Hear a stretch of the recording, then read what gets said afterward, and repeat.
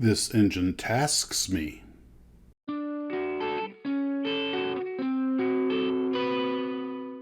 Well, hello, Glue Troopers. Max and Max's Models here. So hope everybody's doing well.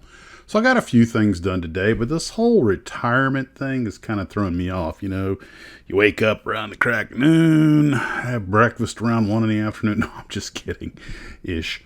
So I did have some things to do today, so I didn't get out to the Tarbis till 3 or 4 o'clock.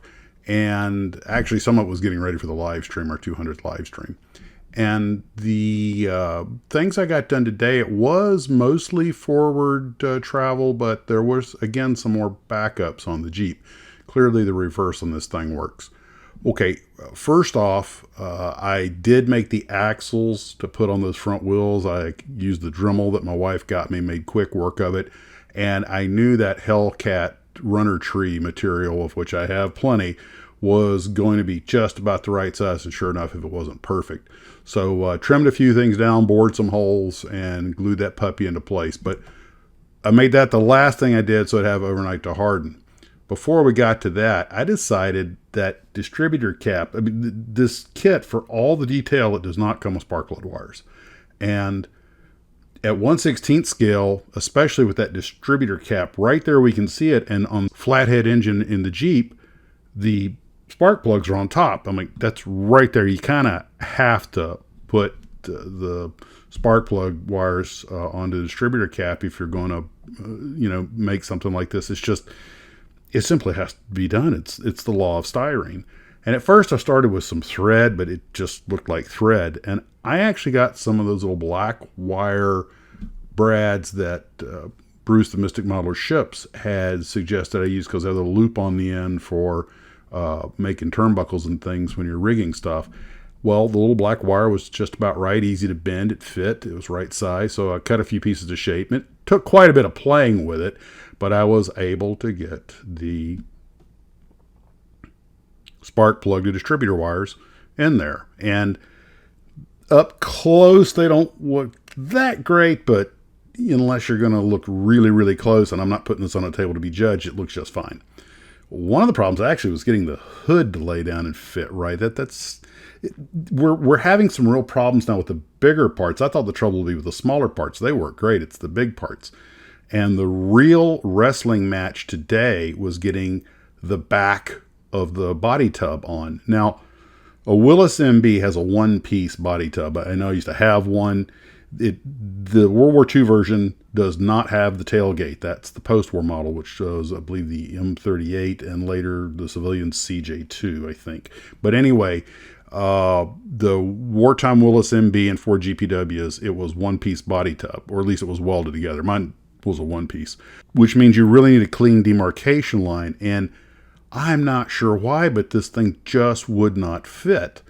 And unfortunately, I already had the backrest on it and the crank handle. For those who don't know, that little hole in the front of a Jeep is so you can crank it like an old Model T with a crank handle that the batteries did. And they keep that crank handle on the inside of the back of the body tub. And it kept popping off in the back. And the seat, also, when you put it in, it has to line up.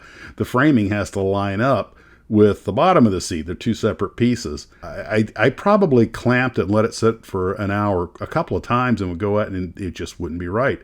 A piece of that top bonnet that I put on yesterday where the windshield mounts was a little out of line, it'd break one half loose and set it or reset it. There's been a lot of backing up. But now I did get it all done. I've got hard clamps on that thing for a couple hours to make sure the glue really bit into it. And I knocked off another carrying handle. One of the problems is that you're at the point now where the instructions have you putting on things like grab handles and rear view mirrors. Don't put anything on there that could get knocked off. I'll be honest, I don't even think I put the gear shifters in yet. The pedals are pretty much out of the way, but the seats are just laying there. They're not glued in place, as is the gas tank, because I suspected that I'd be having this issue. I'd put the Pioneer tools and the grab handles and the mirrors on after the Jeep's 99% done, maybe even after it's decaled. You're getting to the point where there's no place you can pick it up without grabbing something fragile. And Jeeps are rugged. Model Jeeps are delicate. But I did get more or less where I wanted to be today. and just give it overnight to harden. And tomorrow I'll probably start putting on maybe put on the decals and little parts, because most of the big parts are on now, and I hope I'm not speaking too soon. A lot of little parts go on the windshield, little wipers and stuff, and I got to put the glass in and stuff like that. But I think pretty much all the big parts are on it now. I got to mount the spare tire, and I don't want to say that's going to be easy, because I have a feeling, never curse yourself. I'm confident it's going to look good when I'm done, but we all know that the middle of a model's building is when it probably looks its roughest. Now, between letting things set and everything, I went over and took care of the Araby High. I found an old rocket launcher from a H-64 Apache that was just about the right dimensions. I had to split it in half and cut and put a couple of pieces together. It was a little wide, but not too bad. But I was able to put that other half, that piston cover, together for the Araby High, and then I had to glue the base back on, so everything's got to sit like this and rest. I may just leave it like this. I got the missile painted white, but I still have to paint the black fins on it and the telemetry fins, and then put the decals on it, and that'll pretty much be. Oh yeah, I have to paint the nozzle aluminum or silver.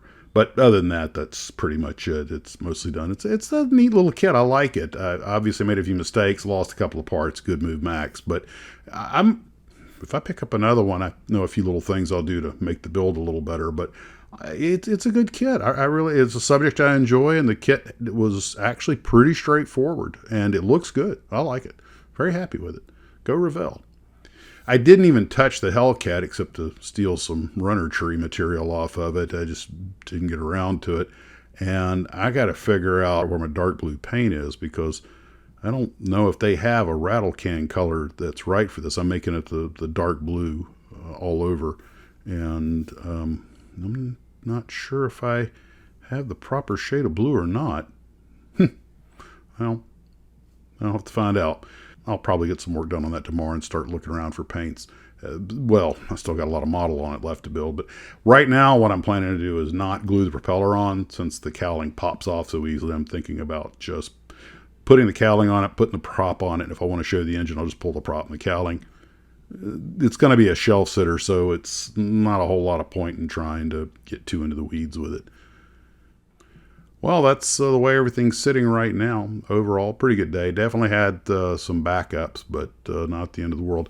One thing I would recommend if you get this Tacoma Jeep, if I may reiterate a point, is don't put any of the little stuff on it until you're done. And I would hold off, if possible, on painting it as long as you could. And if you can get it glued together, like the grab handles and all that stuff, and then paint it afterwards, I would probably make an axle for it, or use some kind of glue that you know is going to hold those wheels together, and I would get all that assembled before I painted it. Now, I started putting a lot of this together before I painted anything, because I knew it was mostly just going to be black and olive drab, and that a lot of the parts would have issues with paint intrusion if I pre-painted it.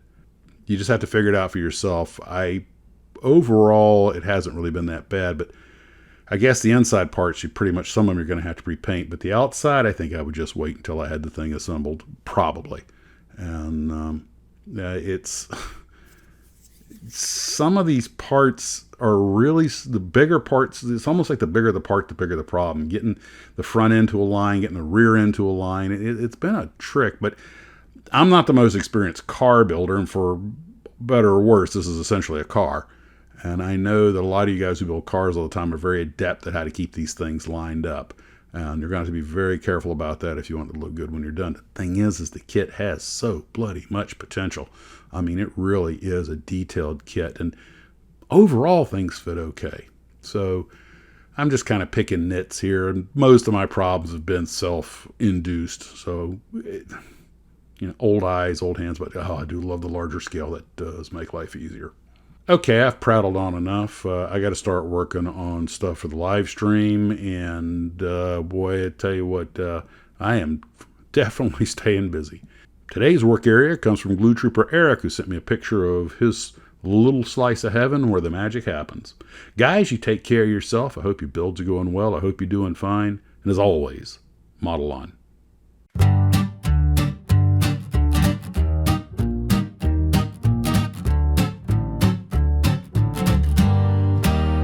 He's staring at the wall with a vacant face, a brush in his hand. It's a slow-paced race. The model's half built, but it's got a set. The glue's not dry, he's not done yet. Waiting for the paint to dry, dreaming of planes that'll never fly. Glue's got a hole, can't say goodbye. Just a bored guy watching time crawl by. His fingers are smudged with shades of gray, tiny pieces scattered in a disarray.